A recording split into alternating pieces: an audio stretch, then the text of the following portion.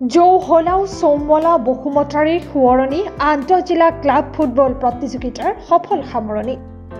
কোকৰাঝাৰৰ বাৰহুংখাৰ শিৰত চেম্পিয়নৰ বুকুত।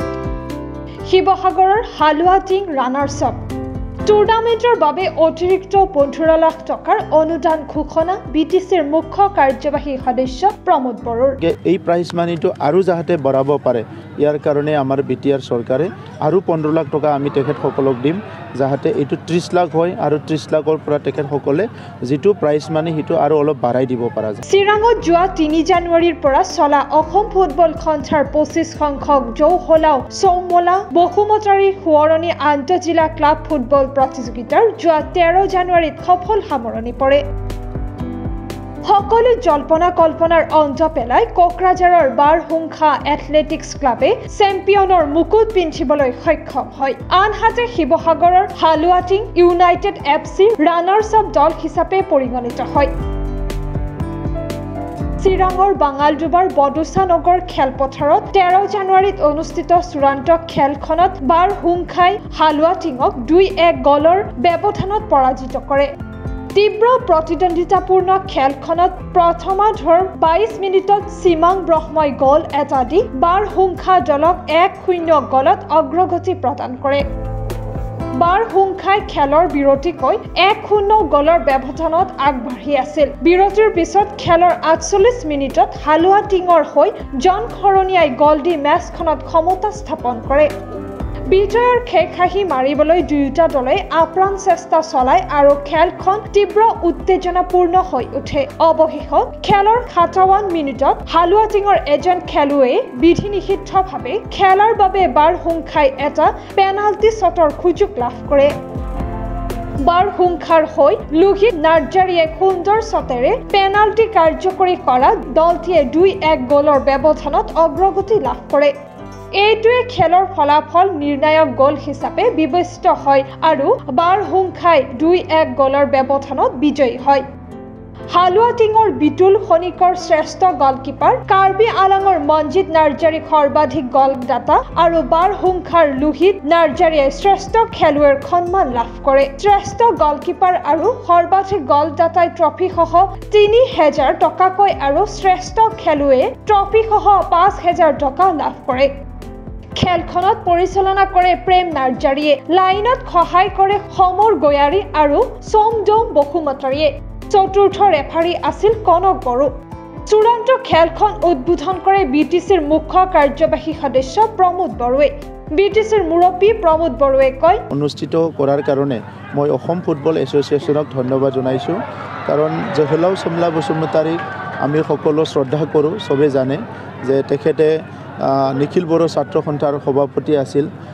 তেখেত এজন আদৰ্শৱান ব্যক্তি এজন আছিলে আৰু সেই সময়ত বড়ো জনগোষ্ঠীৰ উত্তৰণৰ লগতে পিছপৰা জনগোষ্ঠীবিলাকৰ কাৰণে অধিকাৰ প্ৰাপ্তিৰ কাৰণে আৰু সৰ্বাংগীন উন্নয়নৰ কাৰণে তেখেতে নেতৃত্ব দি পেলাই এটা সংগ্ৰাম আৰম্ভ কৰিছিলে। কিন্তু তেখেতে হঠাৎ নাজানা এটা পৰিৱেশত যিটো পৰিৱেশত পৰি পেলাই তেখেতৰ হত্যা হ'ল। আৰু কিন্তু আজিলৈকে জৌহলাও চৌমলা বসুমতাৰীৰ যিবিলাক তেখেতৰ বাণী, তেখেতৰ যিবিলাক নীতি আদৰ্শৰ কথা এইবিলাক আজিও সমাজত ৰিলেভেণ্ট হৈ আছে। আৰু সেইকাৰণে নিখিল বড়ো ছাত্ৰ সন্থাই বছৰি তেখেতৰ নামত এণ্টি টেৰৰিজিম ডে পালন কৰে আৰু বড়ো সমাজখনে জৌহলাও চৌমলা বসুমতাৰীক কেতিয়াও পাহৰি যাব পৰা নাই আৰু অনাগত দিনতো পাহৰি নাযাব। সেইকাৰণে আজিৰ সময়ত আমি গৌৰৱ অনুভৱ কৰিছোঁ যে অসম ফুটবল এছ'চিয়েশ্যনে জৌহলাও চৌমলা বসুমতাৰীৰ নামত যে এইটো ষ্টেট লেভেল এটা টুৰ্ণামেণ্ট তেখেতসকলে অনুষ্ঠিত কৰে প্ৰত্যেক বছৰতে, ইয়াৰ কাৰণে আমি গৌৰৱ অনুভৱ কৰিছোঁ। আৰু 15 লাখ টকা আগত দিছিলে, সেই 15 লাখ টকাটো ফিক্স কৰি ৰাখি পেলাই ইয়াৰ পৰা পোৱা ইণ্টাৰেষ্টৰ দ্বাৰাই তেখেতসকলে ইয়াৰ প্ৰাইজ মানিটো দিয়ে বুলি শুনিছোঁ।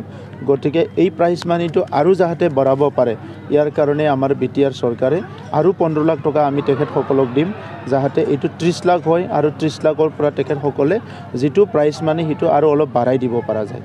বড়োৱে আততায়ীৰ হাতত নিহিত এপছুৰ প্ৰাক্তন সভাপতি জৌহলাও চৌমলা বহুমতাৰীৰ বড়ো জনগোষ্ঠীৰ প্ৰতি আগবঢ়োৱা অৱদানৰ কথা শ্ৰদ্ধাৰে সুঁৱৰি খেল এতিয়া পেছাত পৰিণত হোৱা বুলি উল্লেখ কৰে আৰু সুযোগ সুবিধা লাভ কৰিলে অসমৰ খেলুৱৈসকলে অধিক উন্নত মানৰ খেল প্ৰদৰ্শন কৰিব বুলি আশা ব্যক্ত কৰে তেওঁ প্ৰতিযোগিতাখন বছৰি নিয়াৰিকৈ চলাবলৈ পূৰ্বৰ 15 লাখৰ লগতে নতুনকৈ বিটিচিৰ পৰা অতিৰিক্ত 15 লাখ টকাৰ অনুদান আগবঢ়াব বুলি ঘোষণা কৰে আনহাতে ৰাজ্যসভাৰ সাংসদ ৰণগৌৰা নাৰ্জাৰীয়ে বছৰি অনুষ্ঠিত হৈ অহা এই প্ৰতিযোগিতাখনৰ জৰিয়তে খেলুৱৈসকলে নিজৰ প্ৰতিভা বিকাশৰ সুবিধা লাভ কৰিব বুলি আশা ব্যক্ত কৰে এই সম্পৰ্কে সাংসদ ৰণগৌৰা নাৰ্জাৰীয়ে ক'লে এনেদৰে আগন্তুক দিনত এইখন যেটো চেম্পিয়নশ্বিপ যেটো ট্ৰফি ইয়াৰ আমাৰ বিভিন্ন প্ৰান্তত আমাৰ অসমৰ বিভিন্ন জিলাত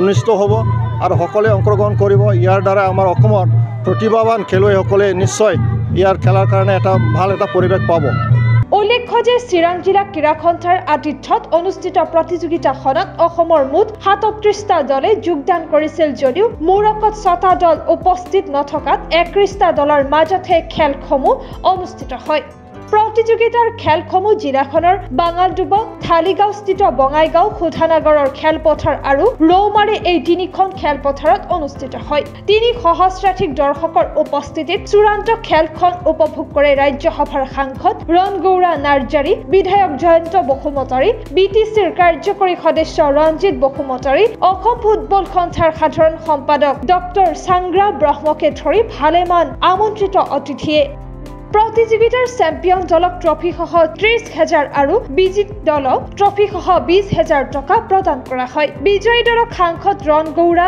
নাৰ্জাৰীয়ে আৰু বিজিত দলক বিধায়ক জয়ন্ত বসুমতাৰীয়ে বঁটা প্ৰদান কৰে টুৰ্ণামেণ্টৰ সঞ্চালক চন্দ্ৰকান্ত ব্ৰহ্ম নাৰ্জাৰীয়ে সকলোৱে সহায় সহযোগিতাৰে টুৰ্ণামেণ্টখন সফল কৰি তোলাৰ বাবে ধন্যবাদ জ্ঞাপন কৰে বঙাইগাঁৱৰ পৰা দুৰ্লভ তালুকদাৰৰ ৰিপৰ্ট অলিম্পিয়া স্পৰ্টছ